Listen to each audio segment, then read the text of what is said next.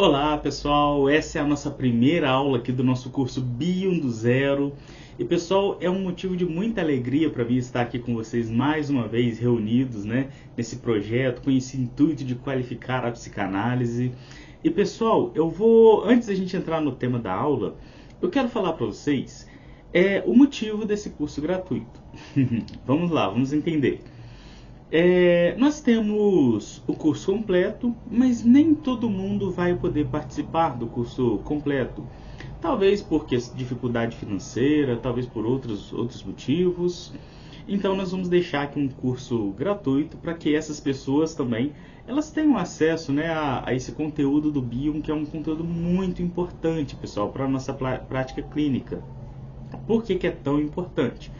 Existem casos dentro da psicanálise que somente a vertente do Biom vai conseguir trabalhar. Existem situações clínicas que outras vertentes teóricas, apesar de serem muito boas, elas não vão conseguir dar conta, não vão conseguir ter uma efetividade. Por que isso acontece? Cada vertente teórica ela tem a sua finalidade, ela tem suas características. Existem vertentes de acolhimento, como a do Winnicott e as suas derivados. Existem vertentes de provocação para aqueles pacientes que refletem mais, que pensam mais acerca do sentido das coisas. Existem pacientes que estão ali num processo de eu só quero resolver esse problema, não quero tanta reflexão, não preciso ser acolhido, eu preciso de solução para esse problema em específico. Aí a gente entra em outras questões, em questões técnicas, como Bruce Finks, Adam Phillips, entre outros, que trabalham mais essa questão técnica. Então, pessoal, cada vertente psicanalítica ela tem uma finalidade em específico. E o Biom, onde ele entra? O Biom ele entra para aqueles pacientes onde o acolhimento convencional não está funcionando, as técnicas de provocação clínica também não estão funcionando bem. Quando o paciente ele não está num processo viciado, mas processo viciado é um fenômeno clínico que acontece, onde o paciente ele sempre retorna com a mesma questão. Você faz uma intervenção e em todas as sessões ele traz a mesma questão. Então, o Biom, quando o paciente ele fica estagnado, com uma ausência de fluxo de pensamento, é onde esse psicanalista vai ser mais importante, é onde essa vertente vai funcionar melhor do que as outras vertentes. Por isso, é tão importante que o psicanalista conheça todas essas vertentes teóricas e domine-as, para que ele possa, então, ter um repertório maior para lidar com as adversidades clínicas que possam aparecer. Então, pessoal, esse curso gratuito é para você que não vai conseguir participar do curso completo. Então, esse daqui a gente fez exclusivamente para que você tenha aí, dentro do seu repertório psicanalítico, mais essa vertente teórica. Vamos lá, vamos dar início aqui então à nossa aula de hoje. Pessoal, primeira coisa que nós vamos falar, vamos falar sobre a história do Biom, tá? Vamos entrar diretamente no foco da questão. O que é o problema emocional na perspectiva de Wilfred Biom? Bom, vamos entender. Para o Wilfred Biom, o problema emocional ele está relacionado com um conceito chamado de fluxo de pensamento. Quando há um fluxo de pensamento, a pessoa está, entre aspas, normal. É uma pessoa que está bem emocionalmente. Quando não há o fluxo de pensamento, significa que a pessoa não está bem, que é ali que mora a questão, o problema, a psicopatologia, o sintoma. Então, entendemos isso. Agora vamos entender o que é um fluxo de pensamento e como ele surge. Pense comigo pelo seguinte ponto de vista. Você quando criança, você vai lá e quebra um copo na cozinha sem querer. Aí a sua mãe, ela vira para você e fala assim: não, meu filho, tá tudo bem, só cuidado para não machucar os pés, para não se cortar, toma cuidado para não quebrar outro, tá bom? Então só tome mais cuidado, mas tá tudo bem, tá? Fica tranquilo, isso aí não tem problema. Tá, o que vai acontecer? A criança, ela sentiu ali uma segurança, ela sentiu que ela não precisa esconder aquilo da mãe, ela sentiu que ela não precisa fugir daquilo ali, porque ficou tudo bem. O que vai acontecer então? A vida vai continuar normalmente para aquela criança, ou seja, a criança ela vai passar por etapas ali. Pense comigo, Pense essa situação como uma sequência de números. 1, 2, 3 e 4. Tá, a criança quebrou o copo, número 1. A mãe veio e falou, tá tudo bem, número 2. Número 3, a criança percebe que ficou tudo tranquilo. A percepção da criança sobre a forma em que a mãe lidou com a situação, número 3. E número 4 a criança vai para a próxima etapa, ela vai seguir em frente. Então, número 4. Número 1, situação, copo quebrado. Número 2, a forma em que a mãe lidou. Número 3, a criança percebeu a forma em que a mãe lidou com a situação e ficou tranquila. E o número 4, por ela estar tranquila, ela foi para fazer outra coisa. Foi brincar, foi fazer outra coisa, descobrir outras coisas. Então, uma sequência aqui de 4 números, só para a gente exemplificar, tá? Tá, aqui tem um fluxo de pensamento normal. A criança conseguiu passar por cada etapa dessa aqui e elaborar normalmente. Por quê? Não teve nada aqui que travasse o desenvolvimento dela. Então, essa criança adquiriu aqui um fluxo de pensamento. 1, 2, 3 e 4. 1, 2, 3 e 4. Uma sequência lógica. O pensamento em fluxo. Fluxo contínuo. E quando não há esse fluxo de pensamento, o que acontece? O que produz essa ausência desse fluxo de pensamento? Pessoal, segundo Bion, nesse mesmo exemplo, o fluxo de pensamento ele vai acontecer quando a criança não passa por uma experiência de forma saudável. Vamos entender isso? Vamos explicar isso de uma maneira mais adequada? O que seria isso? Vamos explicar nesse exemplo aqui. Você foi lá e quebrou o copo. Só que dessa vez, a sua mãe, ela ou seu pai, qualquer pessoa, tá pessoal? Eu dou o exemplo da mãe porque é uma coisa que a gente habitualmente fala muito na psicanálise, né? Mas vamos lá. A sua mãe vai lá e briga com você muito feio. Ela fala, nossa, você é burro, seu idiota, olha a merda que você fez, você não presta pra nada, só sabe estragar as coisas.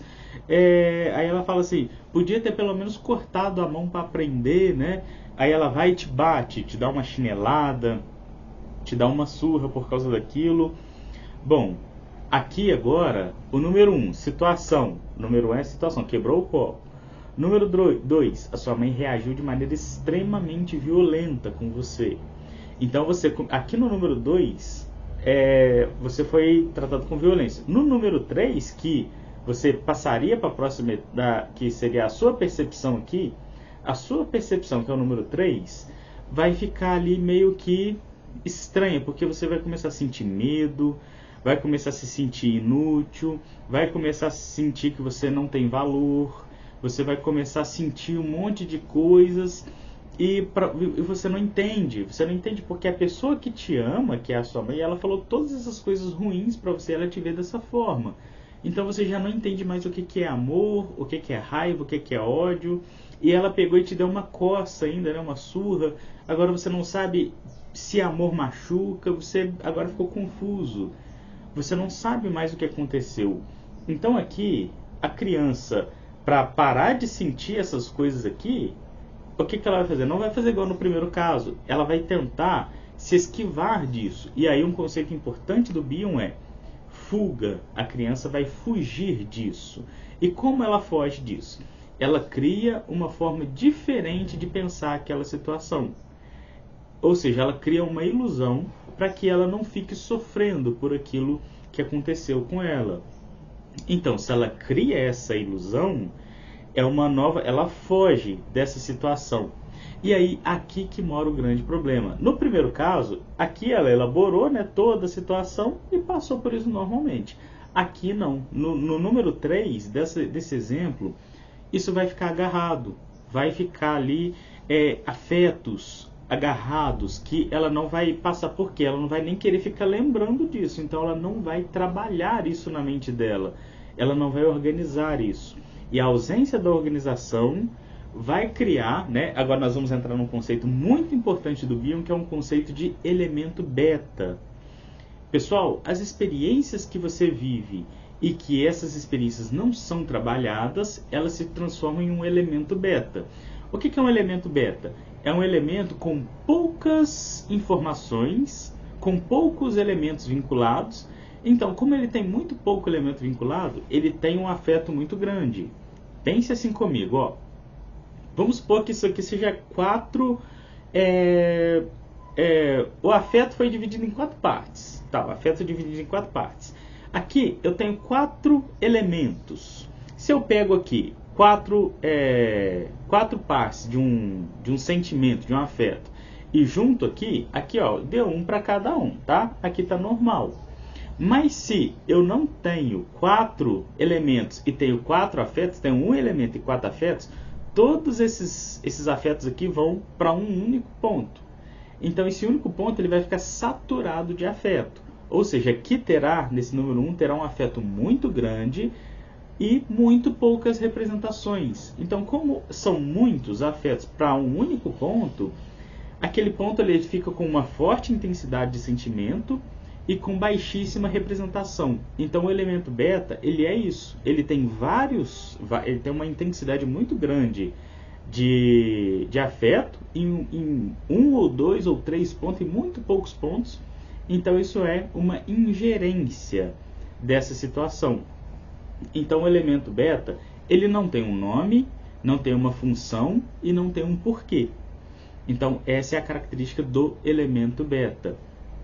E aí, o que acontece? Todos esses elementos betas que essa criança foi passando, foi tendo muito pouca representação. Ali, como a criança, no segundo exemplo, né, onde ela foi agredida, nesse segundo momento em que a criança não conseguiu passar, não conseguiu elaborar, ela não conseguiu dar vários sentidos para isso daqui. Porque ela teve que fugir pelo desespero, pelo medo, fugir de se criar uma ilusão, criar a fuga. Tá, então entendemos aqui, pessoal, o elemento beta é um elemento que ocorre uma estagnação de desenvolvimento. Lembrando aqui, ó, no terceiro, os 4 pontos: situação, a reação da mãe, a forma em que a criança percebe essa reação, e o 4º elemento é passar para outra etapa. Para que ocorra o 4º aqui, esses 2 elementos aqui precisam ser bem trabalhados no terceiro ponto, que é quando a criança percebe. Porque quando a criança percebe que ela está bem, ela sente o prazer, a tranquilidade, ela vai colocando representações nessas 2 situações. Só que, quando isso não acontece, a criança não coloca representações aqui, porque ela fica com medo e não elabora aquela situação. E a ausência da elaboração faz com que todo aquele afeto de medo, de dor, de tristeza, de mágoa, de sensação de que ela é inútil, de culpa, fique tudo aqui nesses 2 pontos, na ação e na forma em que a função materna lidou com aquilo. Isso então, pessoal, vai fazer com que a criança fique estagnada por criar um elemento beta. Tá, entendemos o que é o elemento beta. O elemento beta é um elemento que não foi processado dentro de um processo de desenvolvimento por alguma situação, alguma razão que ocorreu e fez aquela estagnação. Tá, mas então vamos entender agora o que é o elemento alfa. O elemento alfa é o oposto desse elemento beta, né? Que é quando, naquele primeiro exemplo, onde a mãe, não, tá tudo bem, vai dar tudo certo, não tem problema quebrar o copo, tá? Só toma cuidado para não se machucar. Nesse terceiro ponto aqui, a criança começa a produzir elemento beta, com essas informações que a função materna trouxe. Por quê? A criança, ela vai se desenvolver, ela vai desenvolver o elemento beta através de... Aqui tem 4 elementos, aqui tem a divisão dos sentimentos, esses 4 sentimentos se unem a esses 4 elementos e formam um bom gerenciamento emocional. Não é tudo em um único ponto, são aqui os nossos afetos divididos em vários pontos. Isso é um bom gerenciamento emocional, isso causa equilíbrio emocional. Quando isso acontece é porque esses elementos são elementos alfas, elementos que foram processados, elementos que foram trabalhados na nossa mente. O elemento alfa, pessoal, ele tem mais representações, ele tem mais elementos de representação do que o elemento beta. O elemento beta tem pouquíssima representação, pouquíssimas ações, situações, imagens, sons que o representa. O elemento alfa não, o elemento alfa são vários elementos que representam ali aquele elemento alfa. Tá, então a gente entendeu aqui, né? Vamos falar agora um pouquinho sobre o conceito de tela beta. Pessoal, tela beta. O que isso nos sugere? Tela é uma tela, como se fosse uma tela, uma barreira, e beta são esses elementos betas que não foram processados. Ou seja, tela beta é uma barreira feita por vários elementos betas. Por quê? Esses elementos betas que não foram trabalhados, eles não deixam com que o pensamento flua normalmente. Tipo, 1, 2, 3 e 4. Não deixa. Ele agarra no 2. Do 3 para lá, que é onde eu percebo ali, na hora que eu percebo no 3, eu não deixo ele passar para o quarto elemento do pensamento. Então eu só consigo ir até o 3, eu não consigo ir até o 4. E clinicamente falando, é isso que acontece com os nossos pacientes. Boa parte deles tem vários elementos betas que não foram trabalhados e processados pela sua psique no seu processo de desenvolvimento. Por isso, às vezes ele está sentindo uma coisa e ele pensa, por que eu sinto isso? Não tem lógica.